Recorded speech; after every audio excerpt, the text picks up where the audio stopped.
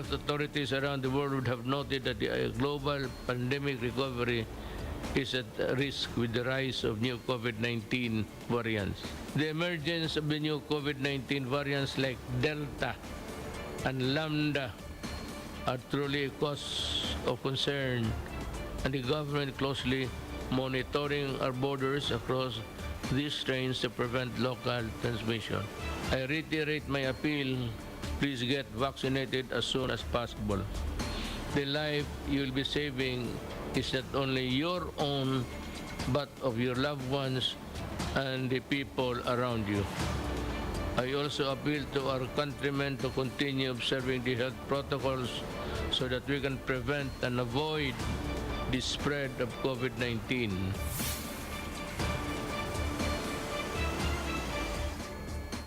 The Newsday continues here on One News Now. I'm Charles Lejano. The Health Department says that the Theta variant, or the P.3 variant, first detected in the Philippines, has now been reclassified under alerts for further monitoring. To discuss this and other announcements during the DOH's Kapihan briefing, we have Greg Gregorio. He's reporting to us live from Marikina. Good afternoon, Greg. So could you tell us what it means specifically for a COVID variant to be placed under alerts for further monitoring?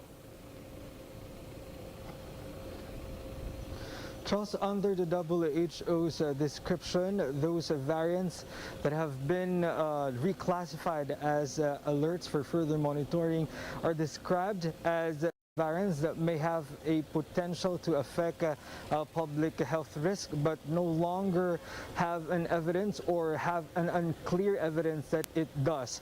According to Dr. Eva Cotionco de la Paz of the UP National Institutes of Health, the Theta variant, or the P.3 variant, which was formerly called as a Theta variant by the WHO when it was still identified as variant of interest, has been reclassified as alerts for further monitoring. According to de la Paz, this is due to the decreasing incidence of the P.3 variant cases in many countries, including the Philippines. Charles? Greg, could you give us a rundown of what variants are currently present in the country, at least insofar as we know, and what remains the dominant variant? Charles, as of the latest biosurveillance report of the Department of Health and the UP Philippine Genome Center, variants detected here in the Philippines are the Alpha variant, Beta variant, the Gamma variant, and the Theta variant, and also a number of Delta variant. But these Delta variants are all cases of incoming travelers. And based on the explanation of Dr. Eva Cotionco de la Paz, we cannot say what variant is dominant here in the Philippines yet, because if we are to compare the number of the tested individuals in the country as to the number of sequence samples, we have only sequenced 1% of the tested samples here in the country. Thus, this could not be enough basis for us to know what is the dominant variant. But out of the 8,000 sequence samples, the most number of variants detected here in the country is the B.1.351 or the Beta variant. Charles? Greg, based on what we do know, based on the numbers that are available, can we now say that we have local transmission of the Delta and Lambda variants in the country? Charles, according to Dr. Eva Cotionco de la Paz and Dr. Althea de Guzman of the DOH Epidemiology Bureau, we have not detected any local transmission of the Delta and Lambda variant yet. And this would mean that we would further need to impose our strict border controls for us to prevent the entry of these variants or further entry of these variants in the country, and also to prevent the local transmission of such variants here in the Philippines. Charles? Sorry, Greg, that being said, is the Philippines still considered at low risk for COVID-19? What are the authorities saying about this? Yes, Charles, according to the latest report of the DOH Epidemiology Bureau, the average daily attack rate of the Philippines has dropped to 4.88 as compared to the previous 5.22 reported some few weeks ago. And according to Dr. De Guzman, this would mean that the risk classification for the COVID-19 here in the Philippines is still low.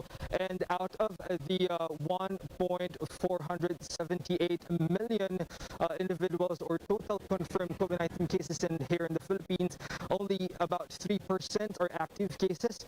Most have recovered and about 1% are recorded death. According to De Guzman, we have also recorded a decreased mortality rate here in the country as compared to the numbers of death, of daily average death recorded back in April. Charles? Yeah, things seem to be slowly getting better and better, but then could you tell us what the priority areas are as determined by the DOH due to rising COVID infections? Charles, according to the Department of Health, there are some cities in the National Capital Region showing a reverse trend of their two-week growth rate.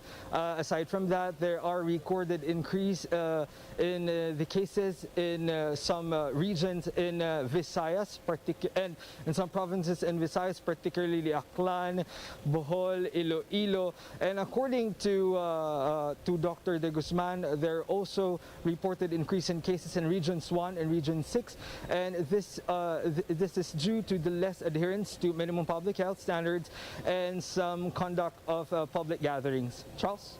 Right, let's zero in on those increases in cases in Regions 1 and 6. You mentioned that failure to observe minimum protocols was one of the factors. What other reasons did the authorities give as for the increase, and more importantly, what do they intend to do about it? Charles, according to De Guzman, the regional units reported to them that the less adherence to minimum public health standards and conduct of mass gatherings are the things that they have identified to have driven these increase in cases. And because of this, they have reminded the local government units to closely monitor their localities to prevent such incidents, for them to prevent the further increase of cases in their localities. Charles? Thanks for that, Greg. That was Greg Gregorio reporting live from Marikina. The OCTA Research Group clarifies that COVID-19 trends described as flattish does not mean that the curve has been flattened. Speaking on One News' The Chiefs, OCTA's Professor Guido David explains that flattish COVID-19 trends refers to the average number of cases that are no longer increasing nor decreasing. Guido underscores that the country has yet to flatten the COVID-19 curve despite months of vaccinations.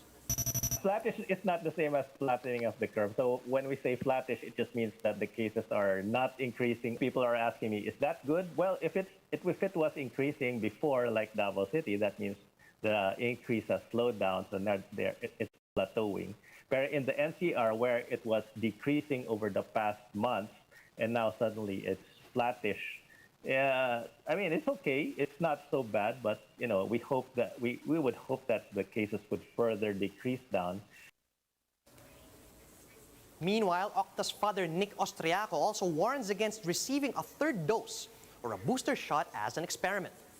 Austriaco explains there's still no research supporting the safety and efficacy of a booster shot. The expert also advised against experimenting with COVID-19 vaccines over news that San Juan City Representative Ronaldo Zamora admitted to having received 2 doses of Pfizer on top of a complete Sinopharm vaccination. So the Indonesian government is basically doing an experiment on its people, and I am grateful that the Philippine government is not doing random experiments with Filipinos. And what about Congressman Zamora? Ba, naka-4 na vaccinations na. He's doing experiments on himself, and we have to discourage this kind of behavior. So there are Filipinos who are tempted to do this, and we have to make it very clear that there is no data to support any of this behavior. And still in Congressman Zamora, who supposedly received 4 total shots of 2 brands of COVID-19 vaccines, a health official says mixing a vaccine should not be viewed as a norm. until this is deemed acceptable. Speaking with Radyo 5's Filon, DOH vaccine cluster head Mirna Cabotaje stressed that there's still a lot that we don't know about vaccines. Cabotaje reiterated that other countries are still conducting studies or experiments to test whether booster shots or vaccine mixing will indeed be necessary, safe, or acceptable. But until that's proven, the health official stressed that as a general rule, Filipinos must refrain for now from experimenting and mixing vaccine brands. As a general rule, dapat hindi pa muna nag-mix ng mga vaccine, yung tinatawag natin booster, although naririnig-rinig na natin sa buong mundo na nagbo-booster sila. Ngayon yung mga special conditions, we will have to really study it kung ano yung mga side effects. They are answerable, but ayaw nating maging norm yan hanggat hindi pa napapatunayan.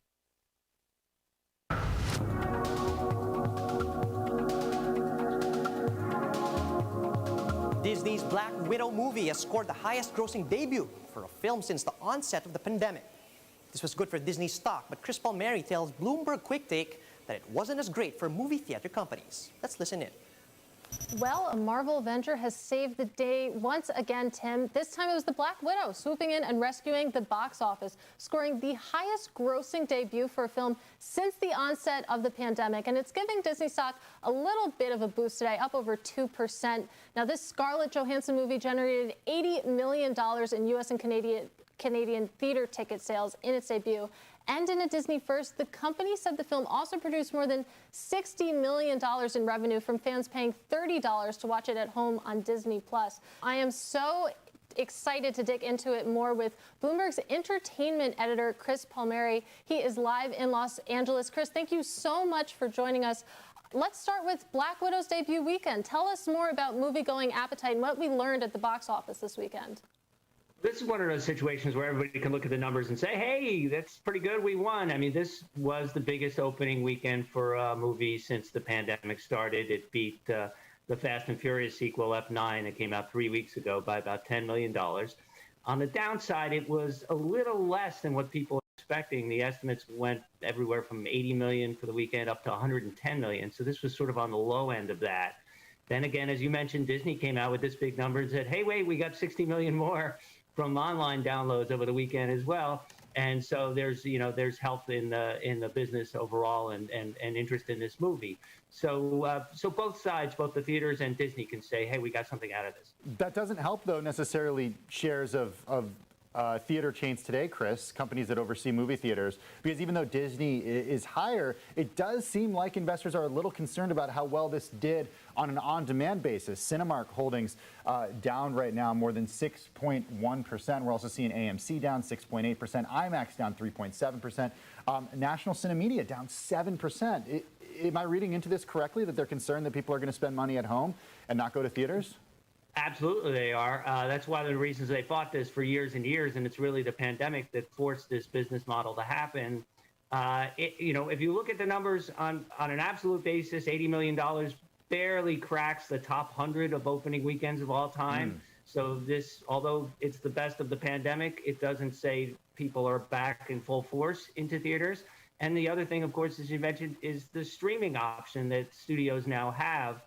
It's pretty clear, the consensus, that the idea that movie theaters will have a 3-month exclusive run of movies like they used to isn't going to be the case anymore. Hollywood has just gotten, and consumers have gotten used to having this at-home purchase option. And so whether it's day and date, as we say, coming out the same day like Black Widow did on Friday, or maybe they have a 3-week window or a 1-month window, whatever it is, it's not going to be like it used to be for movie theaters.